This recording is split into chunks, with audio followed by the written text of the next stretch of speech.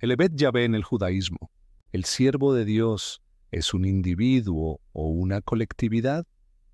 Para el pensamiento semítico resulta algo corriente vincular una colectividad y sus representantes individuales. La idea de la sustitución constituye la enseñanza teológica principal de los cánticos del siervo, y dentro de ella es normal que una mayoría se reduzca progresivamente y que una minoría, cada vez más reducida, asuma una misión que en principio correspondía al conjunto. El rasgo esencial de esta sustitución es que se opera a través del sufrimiento. El Evet es el siervo sufriente de Dios. Es aquel que por su sufrimiento sustituye a un gran número de humanos que deberían padecer en su lugar. En el judaísmo tardío, el problema principal que plantea el Evet es su relación con el Mesías. El Mesías y el Evet han recibido la misión de restablecer las relaciones rotas y distorsionadas entre Yahvé y su pueblo, haciendo así que este pueblo retome a la vocación que Dios le había sido asignado al elegirle. En el judaísmo del tiempo de Jesús les resultaba extraña la idea de un Mesías sufriente. El judaísmo palestino oficial de la época de Jesús no había incorporado la idea de la necesidad de un sufrimiento expiatorio a su noción del Mesías. Jesús y el Evet Yahvé. Consideró Jesús su sufrimiento y muerte como parte integrante de la misión que debía desempeñar para cumplir el plan divino de salvación. La mayor parte de los representantes de la teología liberal suelen contestar a priori de manera negativa. Jesús en sí no habría atribuido a su muerte ningún valor expiatorio. En realidad, esta idea de expiación habría sido introducida por el apóstol Pablo.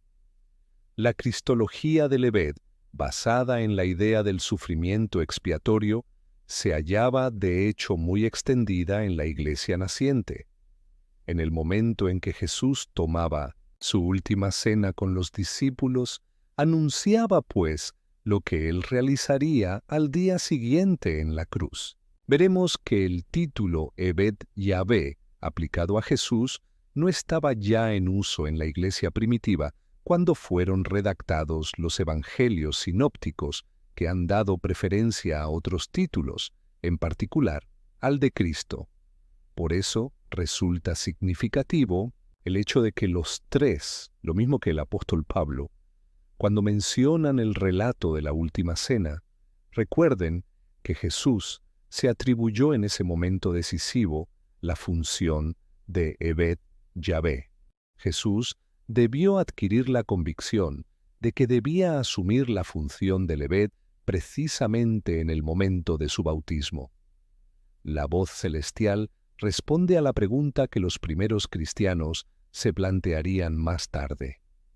¿Qué sentido tuvo para Jesús un bautismo que se impartía para remisión de los pecados? Esto significa, pues, que Jesús fue bautizado en previsión de su muerte y que muriendo realizaría un bautismo para todo su pueblo. Después de haber oído esa voz, no hay para él más que un solo bautismo: su muerte. Llegamos así a la conclusión de que la presentación de Jesús como Evet Yahvé, lo mismo que la de Hijo de Hombre, tiene su origen en el mismo Jesús. No ha sido, pues, la comunidad primitiva la primera que ha establecido una relación entre esas dos nociones cristológicas fundamentales. Solo nos queda por ver el lugar que en la iglesia primitiva ocupa la designación de Jesús como Evet Yahvé. Jesús, Evet Yahvé en el cristianismo primitivo.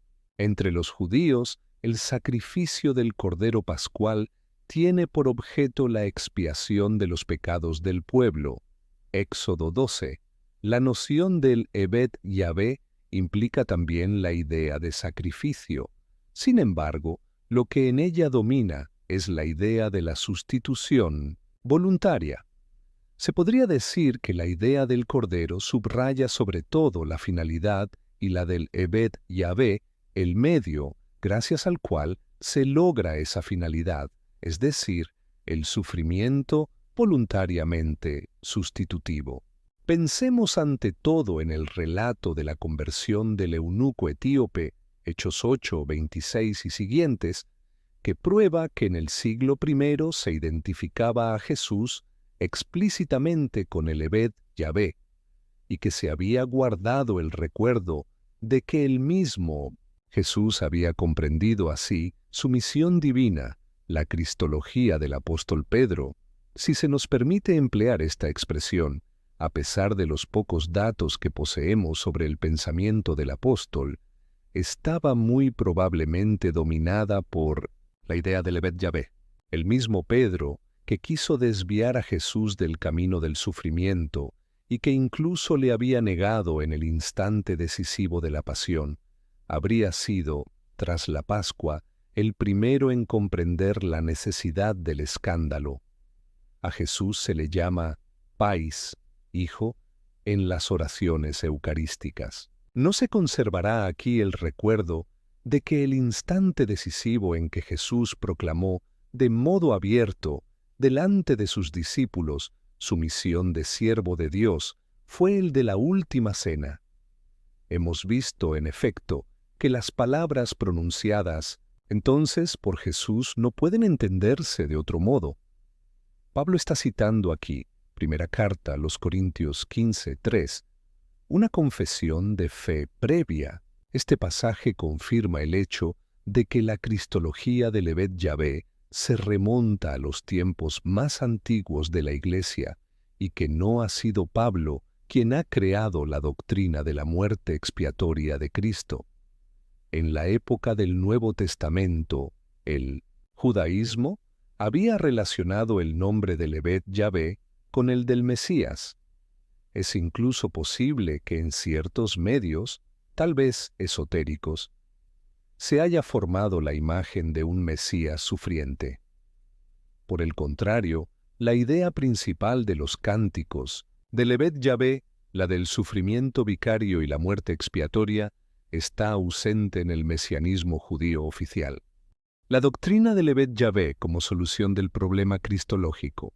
La muerte expiatoria de Jesús no es sólo el acto central de su vida terrena, sino el acontecimiento central de toda la historia de la salvación, desde la primera creación al comienzo de los tiempos hasta la nueva creación al final de los tiempos. Desde este punto de vista, la cristología del siervo debe ser considerada como una solución decisivamente importante del problema cristológico del Nuevo Testamento. Jesús aparece en ella como aquel que ha realizado en el momento decisivo la obra decisiva del designio de Dios para la salvación del mundo. Los primeros cristianos y la Iglesia primitiva oraban al Señor presente. Más aún, en la fracción del pan, el gozo de su presencia sobrepasaba incluso el recuerdo de su muerte. Esto nos permite comprender por qué el título Eved Yahvé, como designación de Jesús, pasó a ocupar un lugar subordinado, a pesar de la importancia teológica central que se continuaba atribuyendo a la muerte del Cristo.